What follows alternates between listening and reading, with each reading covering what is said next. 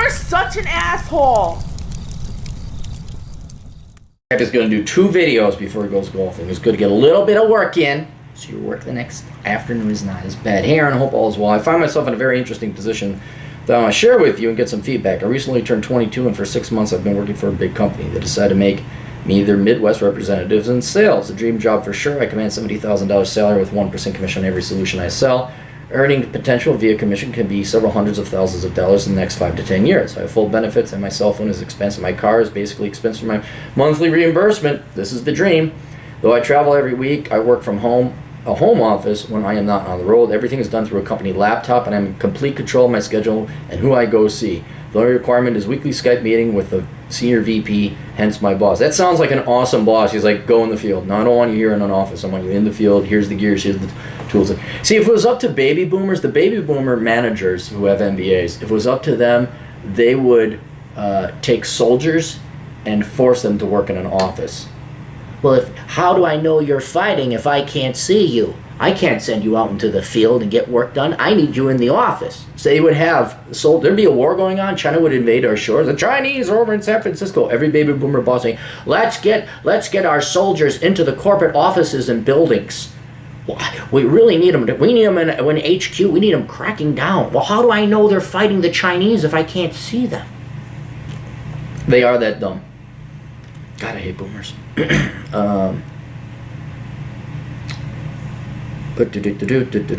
I'm already in a micro fuck you position. I have $115,000 in savings, most of which is in the stock market index, $2,000 worth of precious metals, and the only bills I pay are for groceries for where I live with my aunt. Dude, you're making it.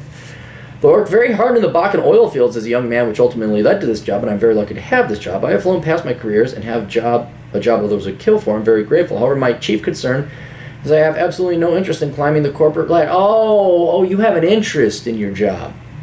Not an interest in this particular job, but you want your job to be interesting. I see. We all want lots of money for fun shit. You want, because this isn't good enough, right? You believe the bullshit that the girls believe, that they should have a rewarding, an intellectually rewarding career, because money isn't enough. No, it must be interesting. All right, here we go.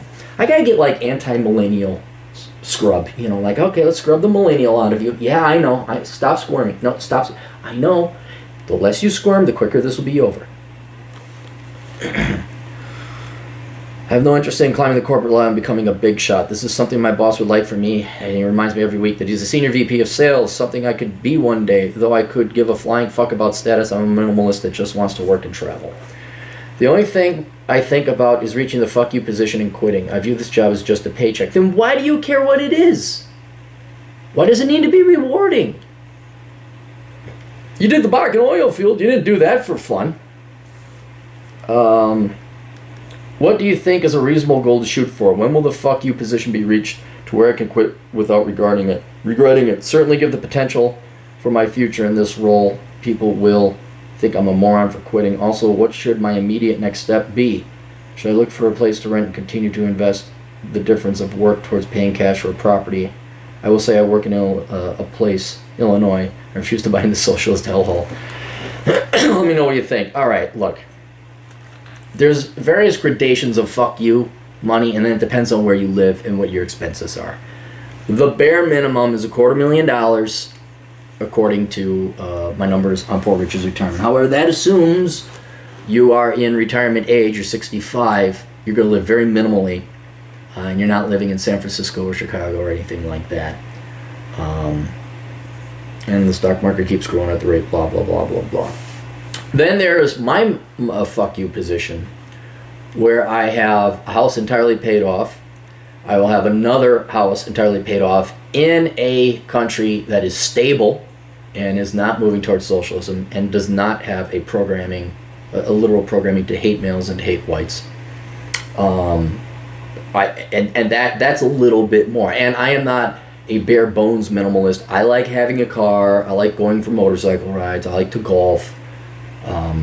I envy those who just want. I just want to read books. I'm like, damn, that is the cheapest thing. That is the greatest life ever. So I would say, to err on the side of caution, you would need around 3 times that amount. I would say $750,000. And again, I don't want to give you hard and fast because it depends. Are you in Dallas? Are you in the middle of North Dakota? Are you living in a third world country? That's all going to change. But ever so roughly, you need $750,000 in assets to have a truly unassailable fuck you position. And that includes either cash in a foreign country or an actual piece of property in a foreign country that's bought and paid for. Enough cash to buy a property so you can go there in case the government takes half, or decide, oh, we're rescinding your 401k tax treatment because you're privileged, because you're a white and you're a male. We have this matrix now, this rubric, and now, well, you have to file what percentage white you are, and now we're going to tax you according to that. Fuck that shit. You need a backup plan. A lot of people would say, no. So if you think there's future in the United States, $250,000, dirt cheap. If you don't think there's a future in the United States, $750,000, 2 properties, 1 U.S., 1 foreign, or the cash to buy it, and another $250,000 sitting in a 401k IRA type account, like that. I would say even closer, $1 million. All right, it all depends on what you want. It really depends on what you want. But if you really want to be at your age, remember this money's got to last you a while too. At your age, I'd say $1 million to be really sure. And again, house paid off here, house or cash in foreign bank account, and then $500,000 of money that can pretty much weather any storm. That's going to last you from 40. And you remember, you're looking at 40 years. You're looking at 40 years to survive. Right? That you need more money than $250,000 at the age of 65. All right.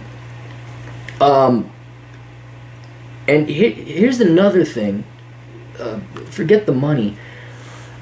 You think you want to be free. You think you don't want to have a job. Oh, I can't wait, man. And your job doesn't even suck. You enjoy it. People who hate jobs, you know what's worse than having a job?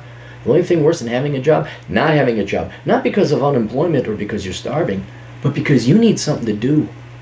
And you're a young man, you will be driven fucking nuts if you don't have a job. So you have the goal. You have the dream right now. I would work this job for a decade until you have $1 million in assets. I know a lot of people would say, that's ironic coming from a minimalist. Yes, but I also am deathly afraid of risk. I like to have no risk, right?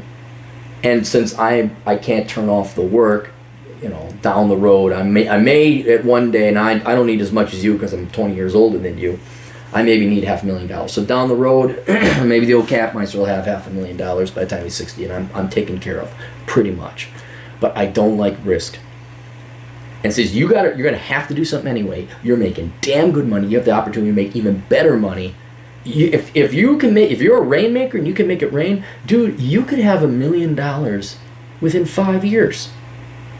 And then you truly don't have to worry about anything. But if you're gonna pull a truly minimalist thing, and I've seen guys do it. Well, I'll take the bus and I'll eat at home and I'm going to do this, I'm going to do that. And I only really need $250,000. Yeah, but if the stock market goes down or the real estate market takes a crap or your rents jack up, you have a couple flanks exposed. I'm trying to get you to a place which could happen in 5 years if you make it rain, where all your flanks are covered. You have more money than you're probably going to need, but in case the crisis hits, something bad happens, you're good to go. And you're already a tenth there with your $115,000. Just, dude, while the iron is hot, keep striking. And you don't even seem like you don't. You sounds like you like this job. What would you do? Answer this question. What would you do if you didn't have this job?